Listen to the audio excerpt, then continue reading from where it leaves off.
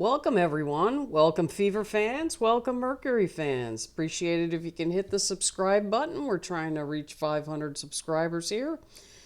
Been at this a little over a month, so enjoying just watching the games. And boy, this was a wonderful Wednesday for basketball. We had three really good games. I haven't watched the New York Minnesota game yet, but I'll be reviewing that one after I finish this.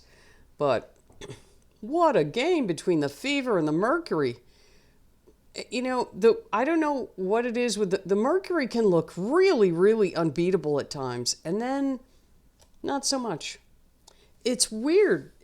They went out to a really strong first quarter, and then Indiana was like, "Oh, hold my beer," and it was 30-20 in the first, and then Indiana came right back in the second and outscored them 35-20.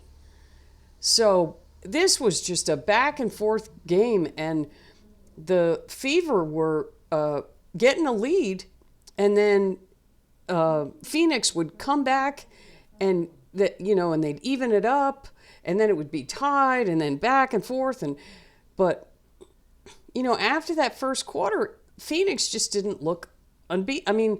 It was mostly Allysa Thomas. Sammy Whitcomb hit some threes, and who else was it that was, let's see here. Kalia Copper, she was doing well. She was 6 for 10 from the floor, but a lot of her points came on the foul line. But Allysa Thomas, 32 points, 15 rebounds, 7 assists, but she had 8 turnovers. That's really unusual for her. She had 5 of them in that first quarter, or first half. I think it was the first quarter. So, and then Sablé, she fouled out of the game. She just keeps, she gets frustrated and then just starts hacking. And I don't know, she's a mature, very good player, but she gets frustrated too easily. And, they needed her in this game, and she was 3 for 14, 0 for 5. And there was one point in the game where Phoenix really needed a hoop, and she just dribbled down the court. She got the rebound or the inbounds. I don't remember how she got the ball. But she just dribbled down the court and threw up a 3, and it missed. And, worked the ball around for a good shot. I don't understand. Anyway, she had 9 points. She was 3 for 5 at the foul line, 3 for 14 overall. She had 3 steals, a turnover, assist, and 5 rebounds. But it's just too much on Allysa Thomas's shoulders. She needs some help as far as Phoenix goes. And usually that comes in the form of 3-point shooting from Lexi Held, Laxa, Whitcomb, Copper, and McConney. And they just were not. Whitcomb hit 3 of them. She was 42% from 3.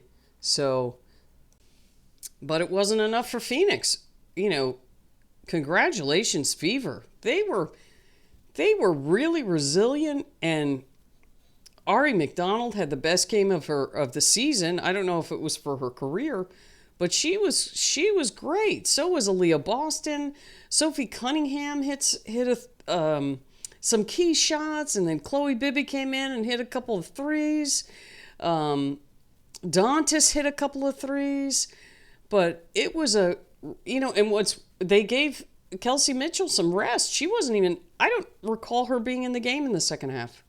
She probably was at some point, but they probably decided to just give her some rest since, the game was going fine without her. And she's been balling. The last couple of games she's hit over 30 points. So, that's a great way to develop a team, And then when Caitlin Clark comes back, they're going to be fully, everybody's going to have confidence in their shooting, and, they'll be very well ready for the playoffs when she comes back.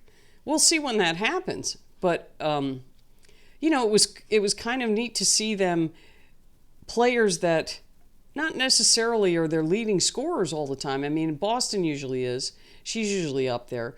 But Howard, she's been scoring a lot lately. She only had 6 points, but it wasn't needed. She did other things. She got some rebounds. But, Cunningham getting 12 points and Dancis getting 12 points and Bibby getting 10, that's real benefit for, the Fever. They had 5 people in double figures.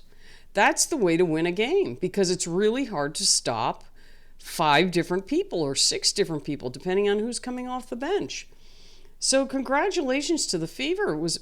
This was a great game to watch. I was really excited watching this game. It was just terrific.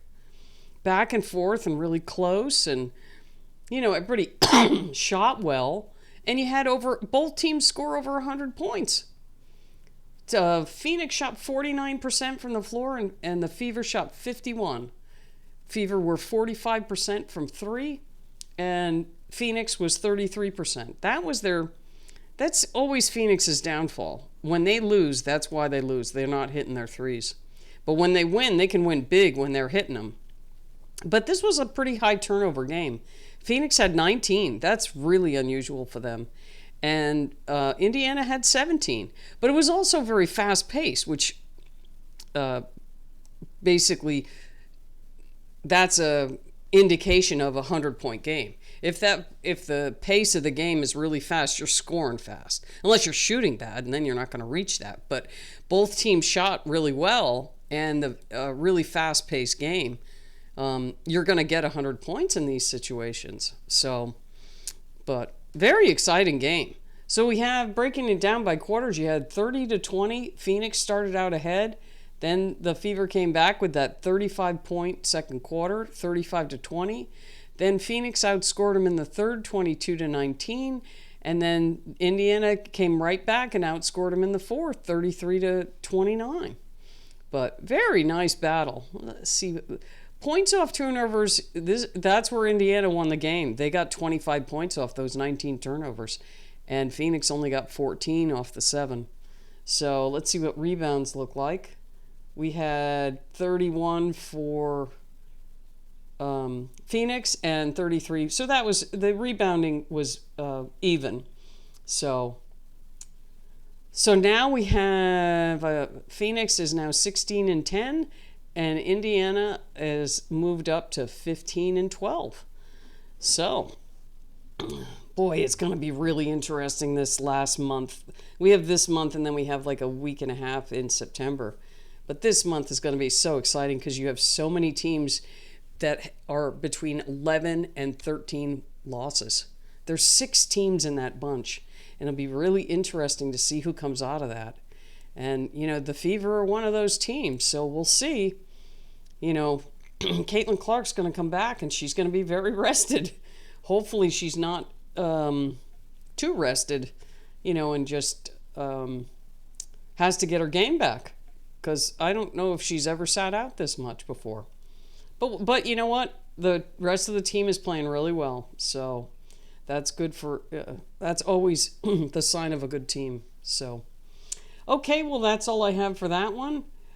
Very good game from both teams. And exciting to watch. So we'll see you next time.